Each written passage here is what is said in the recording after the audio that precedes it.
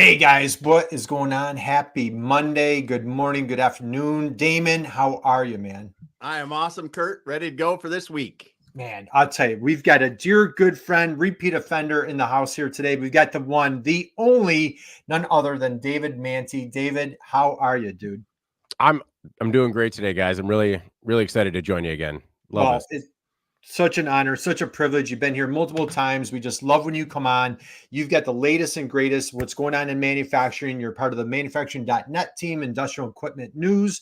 So, David, let's dive in. What's some of the latest, greatest? What are you seeing on the streets? What's happening at manufacturing.net? Well, a couple of things at manufacturing.net.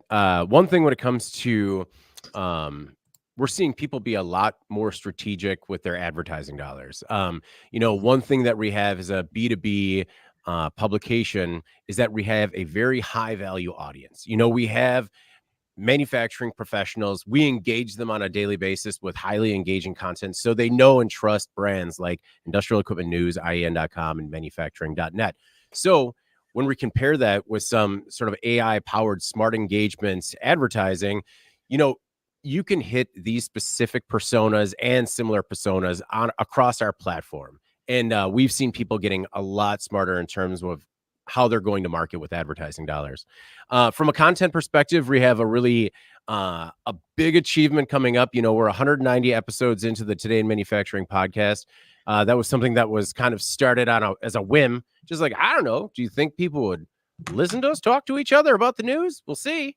And we're coming up on 200 episodes. So we're pretty excited about that as well. Yeah, very cool. Very cool. Well, super exciting. So let's dive in. So for our friends out there, hey, drop us a note. Let us know you're here. We've got Diane Byer in the house. Diane, happy Monday to you. Thank you for joining us. Awesome. Connect with David Manti. Follow Industrial Equipment News. Check out manufacturing.net if you haven't already. So let's start with Industrial Equipment News. Now, Damon, you've been on the block for just a little bit, right? Yeah, a couple years, one or two, yep. right? Yep. I can remember when you still got those in print. We're still printing it. You're still printing them. We're still the largest circulation print magazine in the industry, and it's still that product tab size. Yep, the big format size. I remember you would get them because I was an engineer working early, looking for things, solutions, looking at the latest and greatest. Such good publications and so valuable if you're a technical person in those fields. And now you guys in so many different markets too, different kinds of. Yeah, and we it's been around since 1933. It started in newsprint. We have a couple of the original issues where you fold it down. Yeah, it's like it looks like the first newspaper ever. Yeah. But it's all, product news, and we've kind of stayed true to those roots and added things throughout the years. But it's been an industry staple for a long time. Yeah. Well, and you think about it. I mean, you were there before the internet. Mm-hmm. And then it just continued to evolve and get better as you guys have now, and the integration of the two, the actual physical print and the internet, it just works so well together. Well, it's wild how many people still connect to a print property as well, because I'll admit I was one of the people that, once we got heavily into the newsletter business about 15 years ago, I'm just like, whoa, this is kind of it when it comes to information. And I'm not sure how legacy media is going to keep up, but there has been a very passionate and engaged print audience that we continue to serve 6 times a year now still. Wow. Okay. So, you know what, and David, I'm going to pull it up in a minute, but what I want to do, you got a legacy brand, 90 years ish, right? Yeah. And so 90 plus.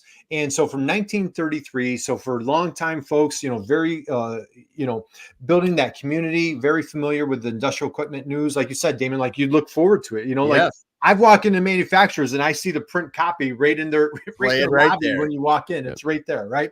Yeah. David, talk a little bit about what is it like, work, you're on a digital cutting edge, but you've married like such an old time, traditional magazine for industrial. Walk us through like what's it like being part of this company, and then let's talk about that digital transformation. Well, a lot of it was bringing it up to speed. When we took over the brand in about 2016, I think I've joked with you guys previously that when you looked at that website, it It was definitely a website that was designed in 1996 and wasn't really tweaked since. So definitely needed some updating. I mean, it had a randomizer. Like, I don't know how you can have news that is shown randomly on the homepage. It's just like, well, when was that published? I don't know. Didn't even have dates. So we completely relaunched the brand with Wow. a new website that's more engaging, more responsive to readers' interest. This is actually the story. Our top story today is about the kind of ongoing war with Stellantis and UAW. And when you talk about coverage and how that's changed, now it's not just day to day, it's hour by hour. This is a story that broke this morning and rewrote it as our daily video for our newsletter audience, because a lot of the same critical issues remain the same, jobs, training, what's the cutting edge technology that's going to help you do your job better, and covering that on a daily basis. And so we try to marry those best practices that we've always shared with our audience, going back to that first newsprint, to what we serve every day. Yeah, I love it. And of course, it's wonderful to see we're back at the toilet paper panic, right? So, oh yeah, well, it's crazy. Oh my goodness, you say supply chain shortage, and there's just a certain percentage of people that just says I need to buy toilet paper, and I don't know why. Right. Yeah.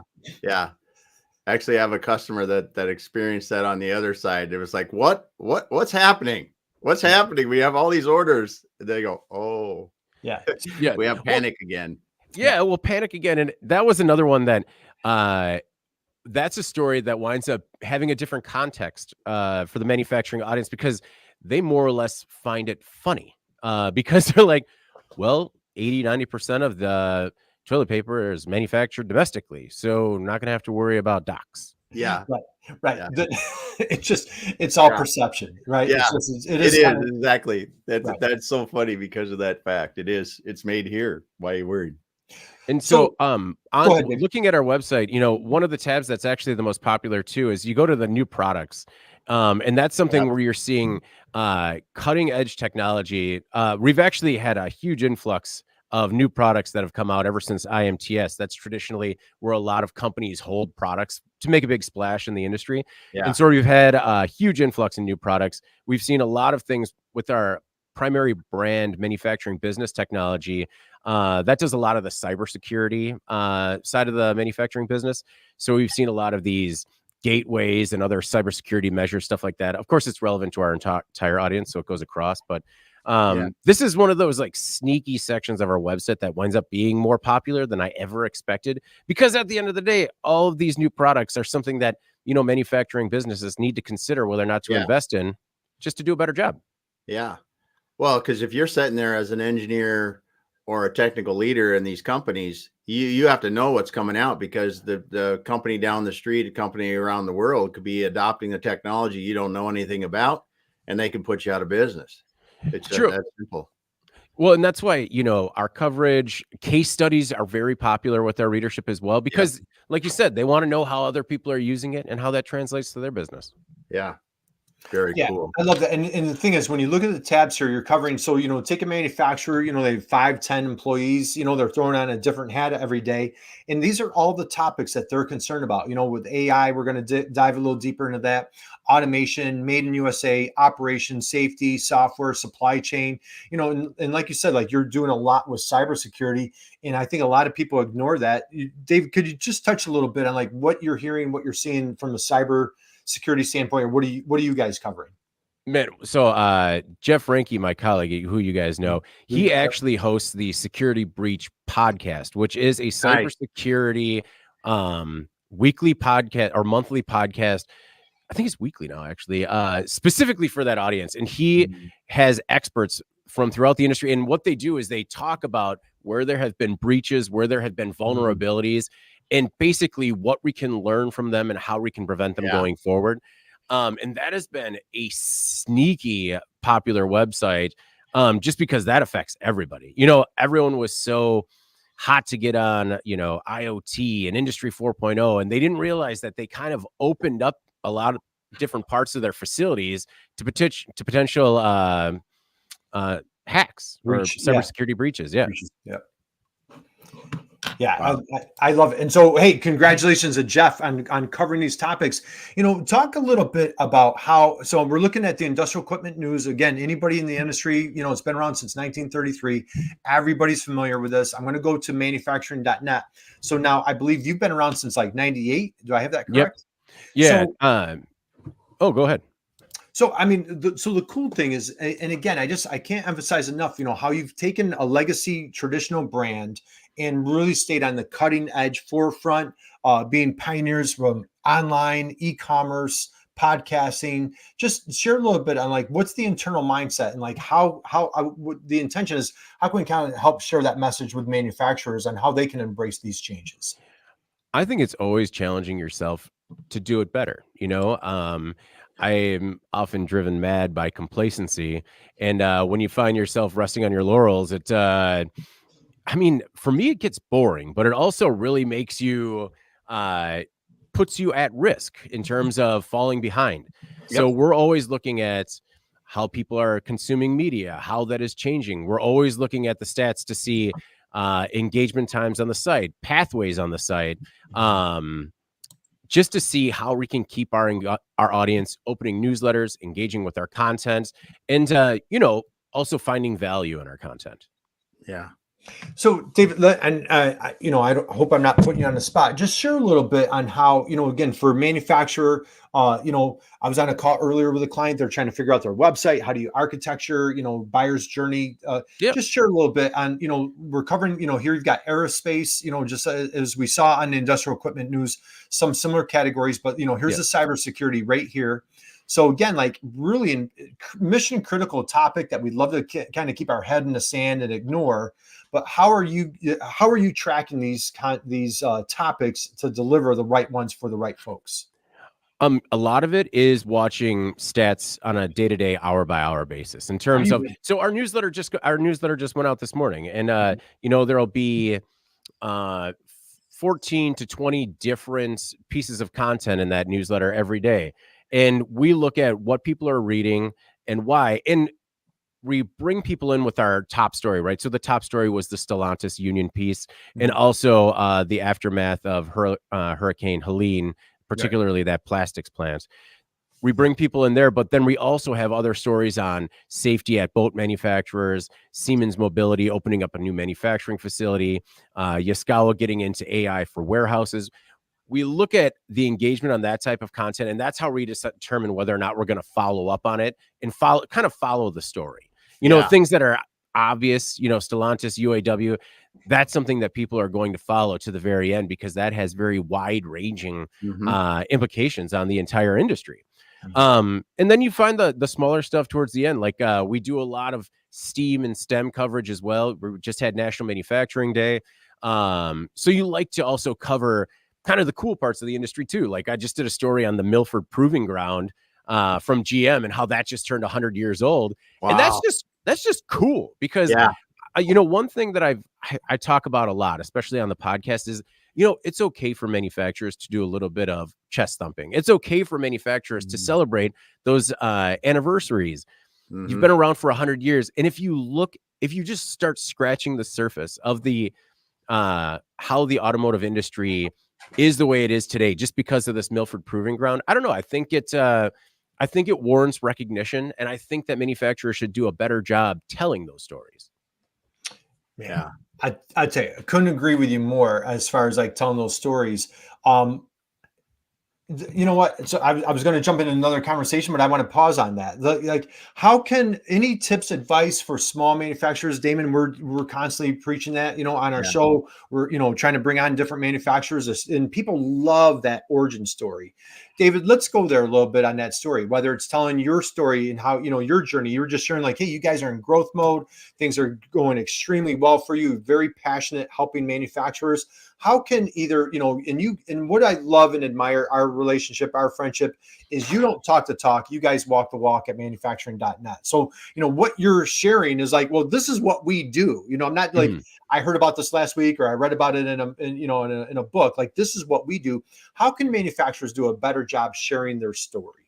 No, I mean, you're right. It is what we do. It's not to get too sidetracked, but a bunch of us were just in a chili cook-off, and we won best theme. And one of the guys that doesn't work with us just stepped aside. He's like, "Wow, it's almost like you guys do marketing or something," because we just, it's not just chili for us. It's an entire theme. We like really leaned into an Oktoberfest theme, and we had everything. Like we had pretzel necklaces hanging from the rafters, and everyone was dressed up in lederhosen. He's just like, "Oh, you guys just get it." Like, yeah.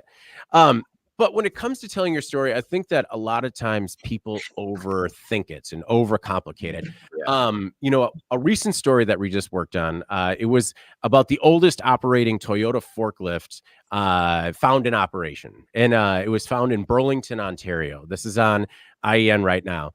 And so it's a Holland, Michigan-based company called Intella Parts Company. They're a supplier of aftermarket forklift tools.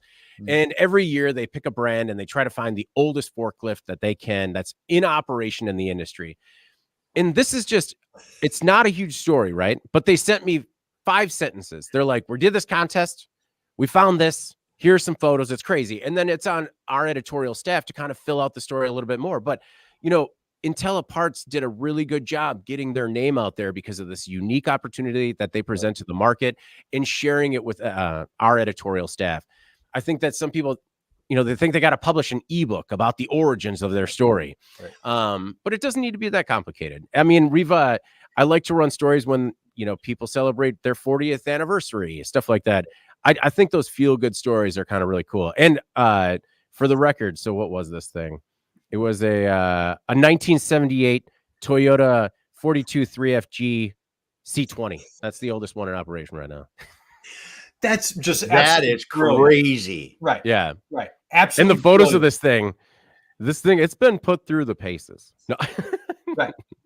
That's absolutely brilliant. Hey, we've got a couple of people I want to give a shout out here. So Rhea says good day from Barbados. We've got Bill out here. So, hey, wishing you a wonderful week as well. Diane says helping manufacturers share their story, so important. Again, guys, drop us a note. Connect. We've got David Manti here from manufacturing.net and Industrial Equipment News. They have all sorts of different brands, just fierce advocates for manufacturers and the industrial sector, doing incredible work. If you're not familiar, get signed up for their newsletter. So, David, I want to slide into sharing that story. You said on a whim, you guys 190 episodes ago, you did like, hey, let's just do this podcast thing. So just share for your perspective, what has podcasting done for you personally, and what has it done for the business?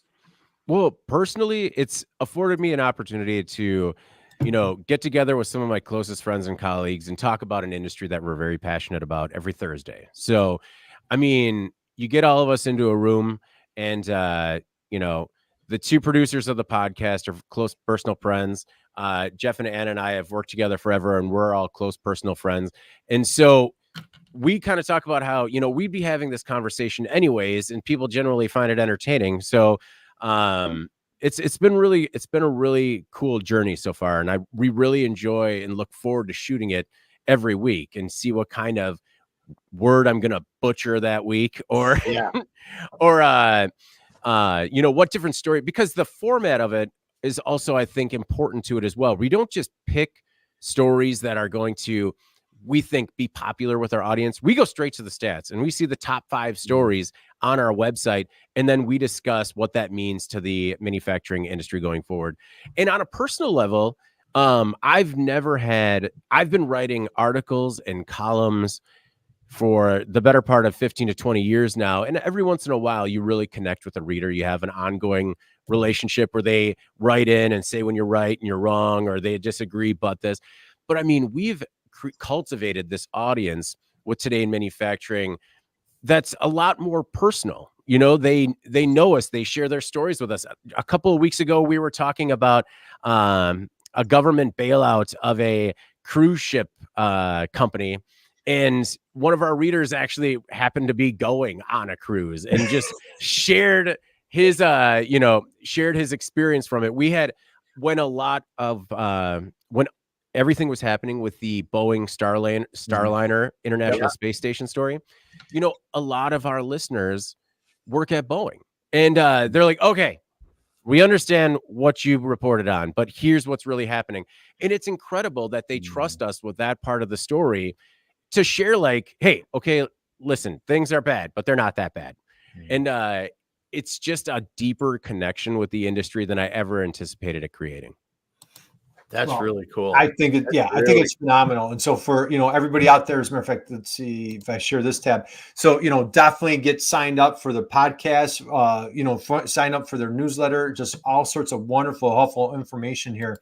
So David, how about for any manufacturer out there, is podcasting, was it a heavier lift than you anticipated? Like, say if there's a manufacturer out there that wants to start creating some content, do you suggest video? Do you suggest, podcasting? What are your thoughts there? The joke is everybody has a podcast now. So why not another one? But there would be a podcast is a heavy lift because sometimes it takes consistency. We're out every Thursday, every week, same time live, and then it goes out same time every Monday morning. So you do need to develop some consistency. If a manufacturer is interested in telling their story via a podcast format, I would suggest partnering with a company like ours or a company that has the capabilities, because it's kind of a lot of equipment if you want to do it right. And you can record your story, have that to chop up into multiple shareable bits and record it once, and turn it into a lot of marketing capital. However, if you want to make yourself a thought leader, and if you want to commit to, I think of, what was the manufacturing podcast? It's just, oh, come on, I'm missing it. No, there was a manufacturing podcast that's been around for 9 years. It just shuttered because they sold the company. Anyway, it was spun out of a steel, like a milling company, just because the owner of the company wanted to start sharing his perspective on the manufacturing industry. And that is going to torture me that I can't think of that off the top of my head. But so I guess I hate to answer from both sides of my mouth that, like, if you are committed to it and you want to buy, a really good mic and a little bit of lighting, you can do that. And it is a really good way for you to connect to your audience. But if you are looking to just put together a podcast for yourself, partner with a publisher that has a studio, and we could help make a really good product. Kurt, we just worked together on that roundtable discussion on e-commerce, and almost a case study on how to do it. How Chris has taken that and cut it into multiple clips that she has shared 5-6 times across social media. It's just kind of proving the example. Right. And that was it making chips by any chance? It's not making chips. Not making chips because they're still around. So Damon, you and I can let's share a couple bad dad jokes while David looks, right? David, we'll distract everybody while you take a look. But no, I was trying to because I was even on the thing. No. Were you less? All right. So, all right. So let's go here, because the thing is, a few things that I want to unpack that you just mentioned. Okay. With a potential, say, and you and the team do an amazing job helping folks with video marketing, getting the message out. Our little shameless tagline: "Stop being the best kept secret." So, again, if you have a message, you have a promotion, you have a product, you have something, reach out to David and the team. They just do, and again, they're not walking the walk. They are right. They're not talking the talk. They're walking the walk. Yeah, they're walking. So we're doing more talking than walking. Let's be honest. No, I can't even walk and talk. I had to get rid of my gum before I got on, Damon. I can't even walk and chew gum at the same time. But what I love that you do, you mentioned consistency, right? Then we're talking about, the efficiency of it. If so, a manufacturer came on, did a jam session for 15 minutes about, we did something on e-commerce. You guys are talking about, from Boeing to, Baxter to whatever company, whatever the latest, greatest news. If you're a CNC shop, if you're a circuit board manufacturer, if you did something like that for 15, 20 minutes once a month, right? And you're like, hey, you know what? Just once a month, I've got to create content anyway. I've got to do business development anyway. Why not go this direction? So I just like, a few things that you've covered. Damon, what are your thoughts? Yeah. And David, I'm sure you guys are seeing this too, is that the advertising cost you talked about earlier, the smart investment in advertising or changing and really getting into it. you can't just go out and buy Google ads anymore and hope that you're going to grow your business like that, because the pricing has gotten pretty crazy, especially when you consider all the way through the chain to an actual sale, what that acquisition cost really is. And there are more effective ways to do it. Well, and we have seen high value associated with podcast advertising in particular. There's just a higher conversion because you have a more engaged audience that wants to support the podcast. And especially when you have reads from the co-hosts, there's a little bit more trust there. There's a little bit more willingness to go and seek out that product or service or white paper or whatever it is. Just because you're among friends, it's being told to you among friends. And it was Manufacturing Talk Radio, if you know that one. Oh yeah. Manufacturing Talk Radio was around for like 9 years and kind of just went away as a result of an acquisition. But that was the one that was born out of Lou Weiss's manufacturing shop. Yeah. All right. Yeah. Perfect example. So go ahead, Damon. Well, and there are so many experiences that these manufacturers have, these longtime industry people, these people new into the industry. I mean, even when you look at the Gen Zers coming in, there's an opportunity for them to really share their story moving into manufacturing and other things they do. It is a way to really, if you're trying to set your brand apart by really helping people and sharing great information, or just sharing your insights in the industry. It just, like you said, it is a commitment, because if you want to do it every week, like you guys are doing, it's a grind to be able to do it. But if you want to, and that's one of your passions, it can really turn into some nice things for you. Well, and it's easy for that commitment to slide too. You got to hold yourself accountable. Yes. Kurt, you had mentioned video or audio. Personally, I'm a fan of offering both, because when you record both video and audio, it just opens up the possibilities in terms of how many more places you can be shared. And let's be honest, if you can put it on YouTube and cut it up into YouTube Shorts, that's just going to expand your reach exponentially. But yeah, the consistency. Oh, you had mentioned Gen Z. That's what I wanted to talk about. So Nolan Beilstein, another colleague of mine, he hosts the Gen Z and Manufacturing podcast. Cool. And what I like about that is it's a monthly series where he talks about what it's like from the perspective of a Gen Z individual in the industry, boots on the ground. And it's kind of, they don't pull any punches. It's I don't like this about management. This is what works for me. I'm taking less money to work at this company because they do it the opposite of this company. And I think it provides tremendous insight. We got to get past just, Gen Z doesn't want to work. Yeah. We've got to figure out that, every generation is just going to work differently. Every generation is going to, right. And they got to put up with all of us Gen Xers and boomers and everything else. Right. So I think that's absolutely fantastic. I'm going to go back to your website for a second. Nice. And again, I want to hit some of these, the different topics. Let's see, where did manufacturing.net go? So I've got here. Here's industrial. Let's see. Let's go here. Okay. Let's go back here. So looking at all these different topics. So we've talked about cyber. You've got Gen Z right here, Industry 4.0. I'm going to talk a little bit of, we mentioned supply chain software. So David, what do you, for our manufacturing friends out there, what are some key components that you guys are talking, since that's one of your top categories, what are you hearing about in software? Well, I mean, one of the biggest things I heard from IMTS was that, you got to be careful when it comes to software in terms of everything is AI powered now. Everything has an AI spin on it. And sometimes it's honest, but there are a lot of bad experiences out there that people are kind of using to be a little bit more hesitant to AI adoption in manufacturing. Some of the things that I saw that were very promising. So it's a company called Datanomics. I got a chance to talk to Greg McHale. He's the founder and CEO. He's using AI in new software that they launched at IMTS to predict part quality. Basically, they pulled in all this cutting cycle data, and it's giving them more predictive and preventative information about cutting tools. But he's a little bit more honest, or not honest. He's like, AI is just another tool to solve a problem. And like any tool, you got to make sure that you have to have good tools. He also said that, the industry is underserved a lot by software in general. And a lot of that is sometimes because of ERP. He said ERP to a lot of people was like having a colonoscopy. Yeah. I'm just like, well, if that's not a quote I'm going to use.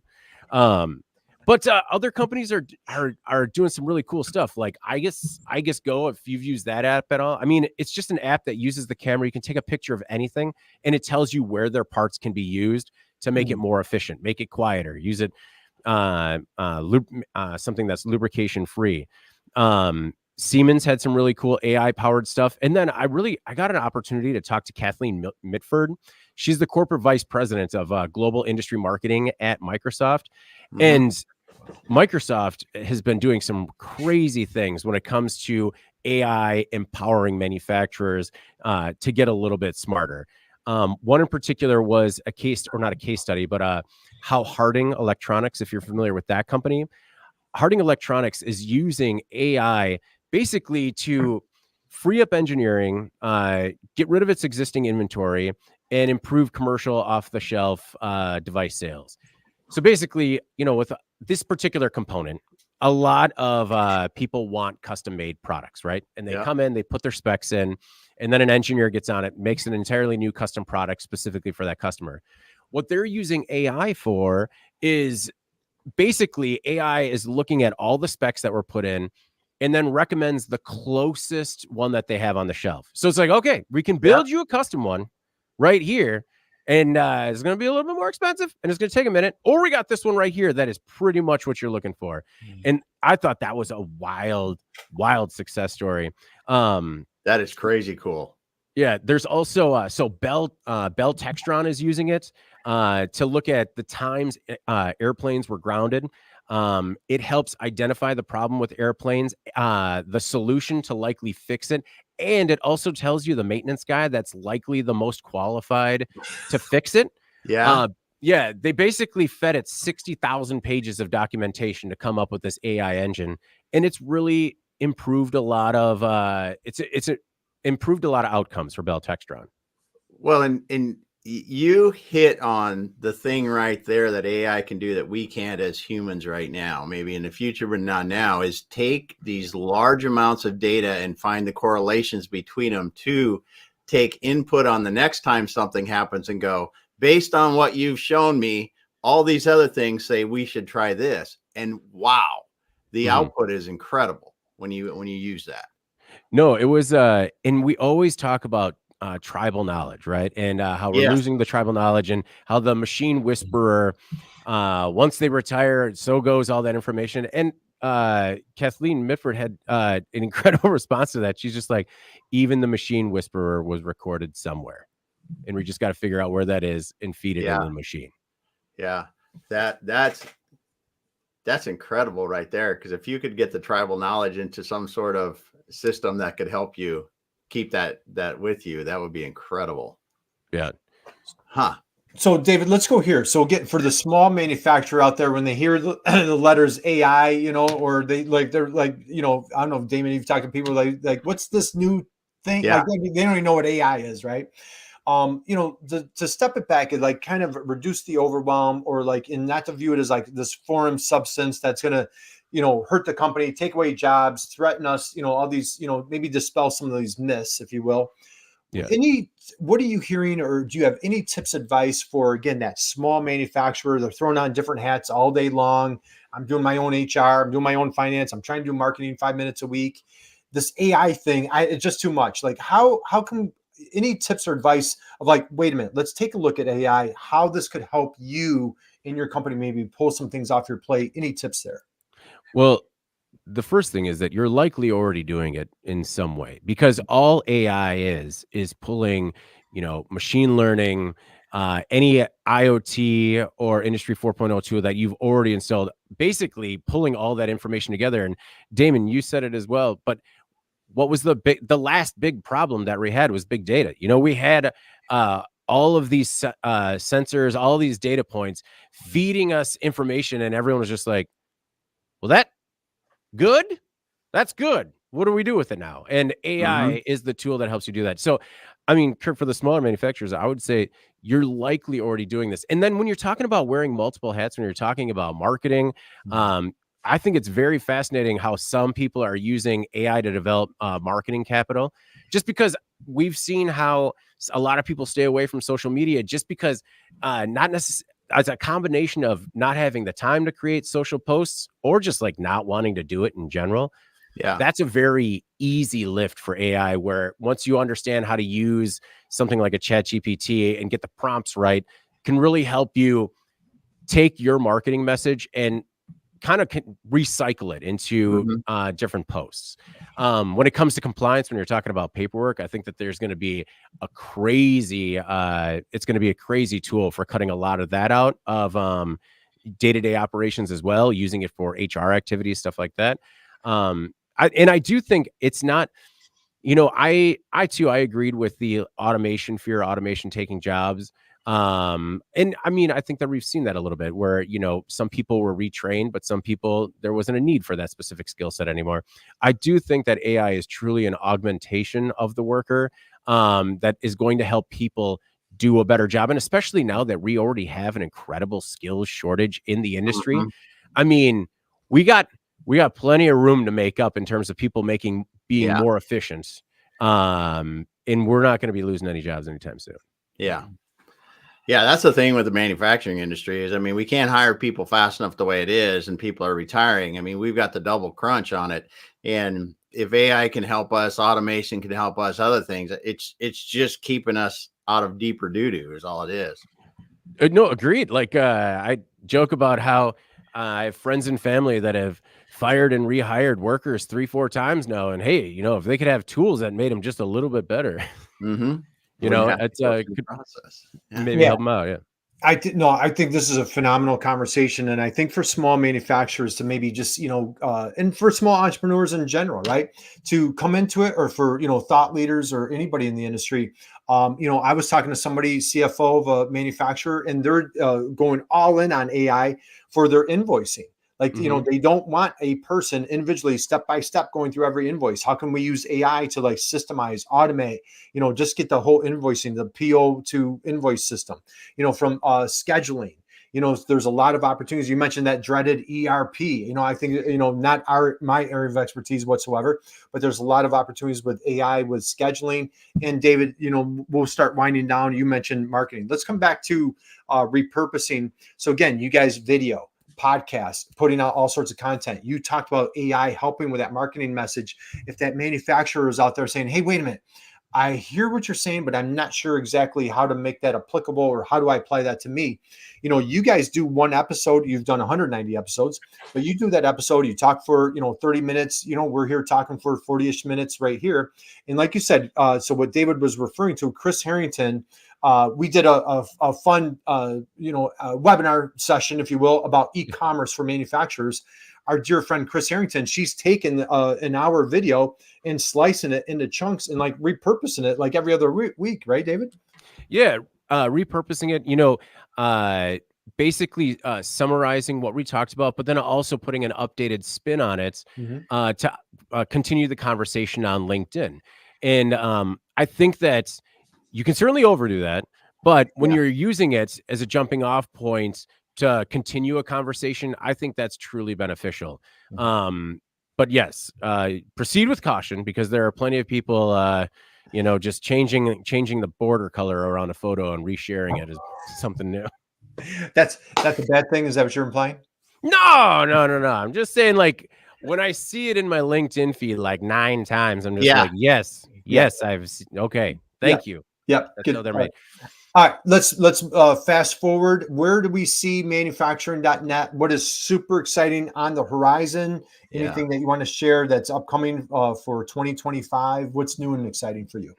Well, what's new and exciting is the Smart Engagements marketing platform that we've been promoting, that's just helping our ad partners get a lot smarter with their ad dollars and their targeting manufacturing professionals. That's been something that's very exciting, and we've been working on that under the hood for a long time. And as that's been rolling out, we've seen a lot of success there. From an editorial standpoint, we're 10 weeks away, depending on how things land with the holiday, for the 200th episode of the Today in Manufacturing podcast. And, if you haven't caught one yet, I highly encourage you to check one out. Even if it is just the 200th, because, we have lively conversations. We have a panel of people with various backgrounds and different opinions. And I think that is what keeps it interesting for people, right? We have people on all different parts of the political spectrum. Mhm. And so that way you get to kind of see everyone's point of view when it comes to news. Yeah. We're also, we've launched some new brands, particularly in the medical design engineering community. We're also looking at launching a couple of new brands next year based off the success of that. And, I would just, if anything, come to our website, sign up for our newsletter, give it a try. A good starting point for a lot of people. We have a daily newsletter that is very popular with our audience. If a daily is too much, I highly recommend signing up for the IEN Weekly. That is the best of the best content. You get the top 20 stories from the week before, and that is an incredibly popular newsletter. It goes out every Monday morning, and if anything, gives you something to talk about at the water cooler, so to speak, for the rest of the week. Nice. Excellent. Well, David, first off, we congratulate you on 190 episodes. Yes. Can't wait for the number 200 to come out. I remember when you were getting the podcast started, I think when you and I first connected. And so it's great kind of witnessing the journey that you guys have been on. And of course, Anna and Jeff have been on the show with us before. We need to have them come back. So it's just great to see what you guys have done. Super excited for these new brands that come out. And it's just a thrill to see you guys. It's so inspiring to see you on the forefront, helping manufacturers with cybersecurity, with, software, supply chain, all the latest and greatest, what's going on. Damon, your thoughts, your takeaways today. I'm just excited we could have you here today, David, because it's so much fun, seeing you guys at the cutting edge of so many different things in manufacturing, hearing you talk, going through the website, just seeing what's happening, because it is really the hub for manufacturers to learn what's happening. Thank you very much. No, it's honestly, it's my pleasure. And man, I would do this recreationally, man. Yeah. So it's, and again, for our friends out there, check out manufacturing.net, go to Industrial Equipment News, check out Today in Manufacturing podcast. And so, if you have a story, you have a press release, you have something new and exciting, you're celebrating an anniversary, you've got the oldest forklift in the country, reach out to David and let their team know, because they would love to hear that story. And again, a big takeaway that I would love for people is hopefully this lit a fire, or that would encourage you to, stop being a best kept secret, get your message out there, get your story out there, get your, you're doing amazing things, and just kind of get that out there. David, last question for you, or I'll say words of wisdom, parting thoughts that you want to share with folks out there today as we wind down. And we're all here, David, we've got David here because we're celebrating Manufacturing Month, but words of wisdom, parting thoughts that you'd like to share as we close out. Well, parting thoughts is that if you ever want to get in touch with me, I'm david@ien.com. You can also reach out to me on LinkedIn. That's where a lot of people, do the collective shouting at me. But, when it comes to marketing, when it comes to telling your story, I mentioned it earlier, but it doesn't have to be that hard. And you got to start somewhere. Every company, no matter how big or small, has at least one really cool thing about it. And we'd love to tell that story.